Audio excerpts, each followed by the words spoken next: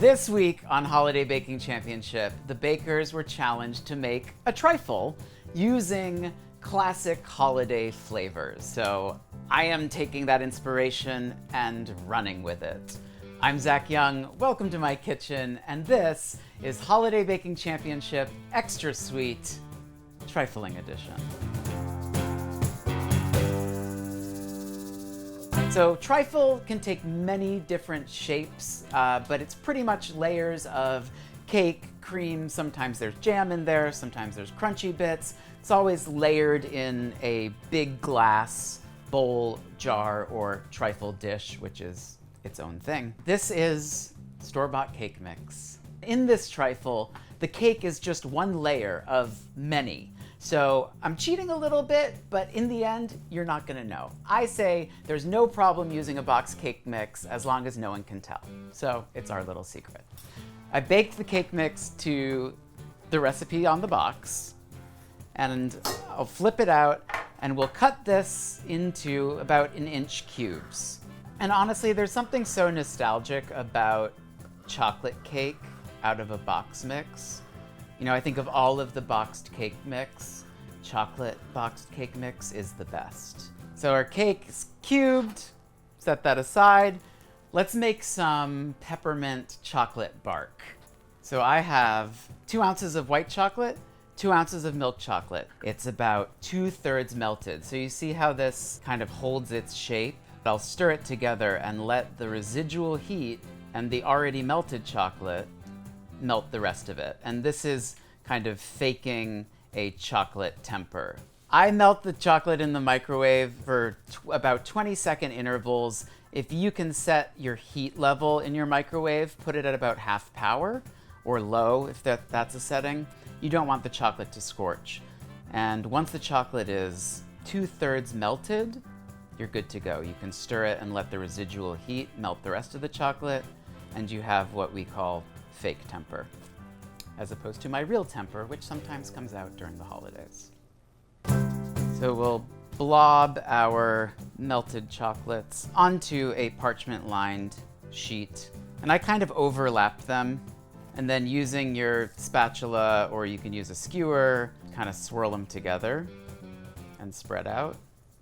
So I'm kind of shaking it and swirling it. You want your chocolate to be about 1/4 inch thick. If it's too thin, it's not gonna break into the shards. If it's too thick, it'll be like a really thick chocolate bar. We want these to be a nice little bite. This chocolate bark is gonna be our garnish on top of our trifle. So I have 5 soft peppermint candies that I've crushed. I like these softer peppermint candies here because they give you a little crunch without, jeopardizing your teeth. And now we'll pop our chocolate into the fridge for 15 minutes, just till it sets. For our trifle, we're gonna make ganache 2 different ways. And you hear the term ganache thrown around a lot. Ganache is a fancy term for chocolate and any kind of liquid. Normally it's cream.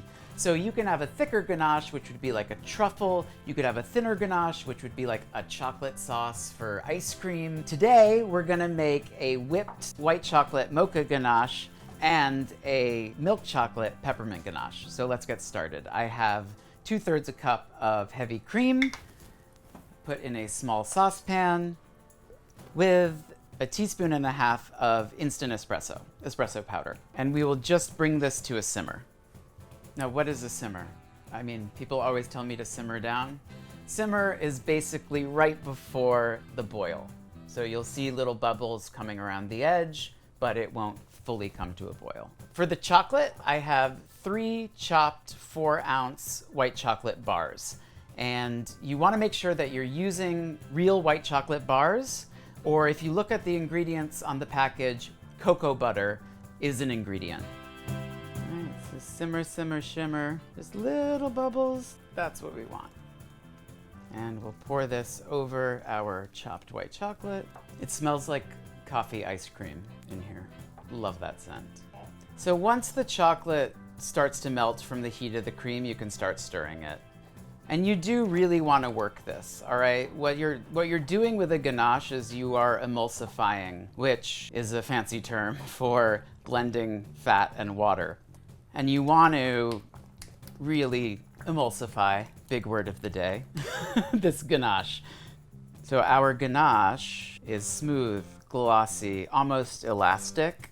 That is the sign of a properly made ganache. So our white chocolate mocha ganache, we'll now put in the fridge for it to chill slightly, but not solidify, and we'll whip it right before we assemble our trifle. And now ganache number 2. I'll use the same pot that I made the white chocolate mocha ganache in. Why create another dish? It's all going the same place anyway in the end. So I have 2/3 a cup of heavy cream on the stove. I have 3 4-ounce bars of milk chocolate that I've chopped, and I have a teaspoon of peppermint extract on standby. Now this ganache, it's pretty much the same ratio as the white chocolate ganache. This ganache we're not going to whip.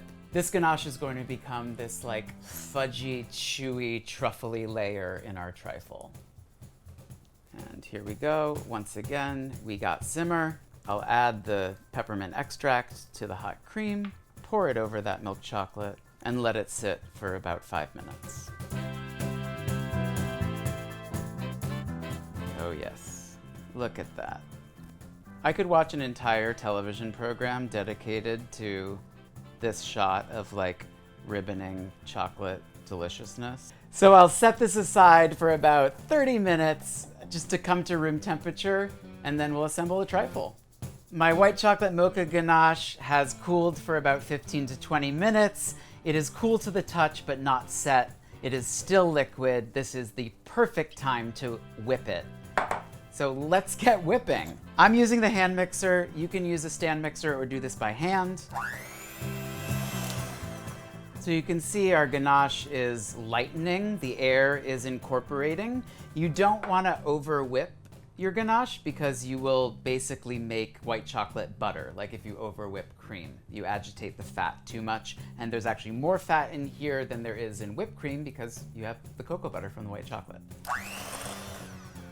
Bingo! You want your ganache to just hold its shape. Your ganache will also set more in the fridge. So you want it pipeable and just barely holding those peaks. Give a little scrape. That's beautiful. So let's put our ganache in a piping bag with a star tip. Why not? This is a nice big star tip. So we'll just cut the tip of the bag. Throw the tip away. My running theme. Always make sure you throw those away. And then put the tip in. Just give it a little squeeze around the rim so none of our beautiful whipped ganache flies out. And we'll load up our bag. All right, let's get assembling. We have our whipped mocha ganache. We have our milk chocolate peppermint ganache. We can put that in a piping bag. This one you don't need to put a tip in because this is kind of going to be our peppermint chocolatey ribbon in here. My ganaches are ready to go. I have about 1.5 cups of crushed chocolate mint cookies. I also have about 20 of those puffy mints that I've crushed up. I have a trifle jar. You can do individual trifles if you want. You can use a vase. If you don't have a trifle dish, you can even do this in a big bowl. You know, whatever. You can get a nice glass thing at the craft store. There's a lot of options for the trifle, so you can make the trifle your own. But I'm going to start with my cubes of cake in the bottom. And you want to make sure that you have a nice solid layer, so you can give a little tap tap, use some scraps to fill it in, because I think the beauty of a trifle is seeing every layer. Layers are sexy, not just, you know, that hairstyle from the 90s.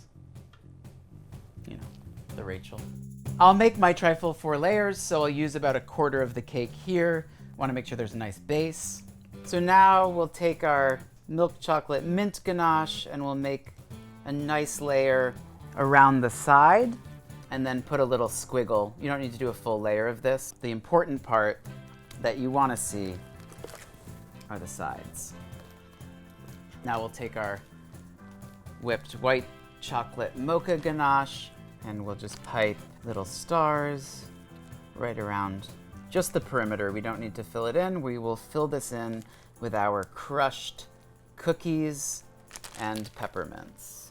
You can sprinkle these mints just along the edge too, so you get a little sneak peek, right? It says like, this is going to be minty, and you see that red and white. And let's repeat. So I kind of put the sexier pieces on the outside, and then the kind of scrappy guys in the center.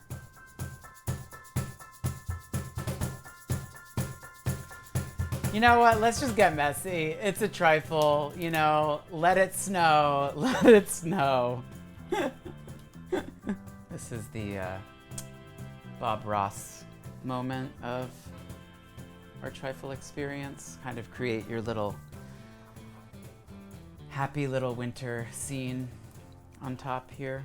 We'll finish off with the last of our whipped mocha ganache. And you know, trifles, they can be however you want to make them. They can be in whatever dish you want to make them. You can do the layers kind of as you want to do them. That's the great thing about a trifle.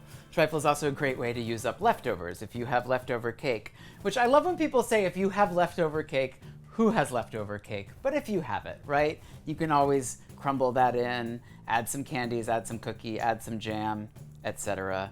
So, finally, our swirly peppermint bark has chilled. It is solid. We can break it into irregular pieces. It's like our little peppermint forest here. All right. Oh yes, I am quite happy with my masterpiece. Let your trifle chill for at least an hour, up to 4, for everything to kind of gel together, those chocolates to set. I don't think I want to wait that long though. All right, I'll see you in an hour. Bye-bye. Have a nice nap. Sleep well.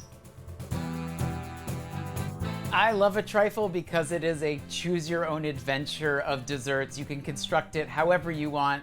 These elements are just great basic recipes and techniques. I'm diving in here. I guess I should use this bowl because you're watching.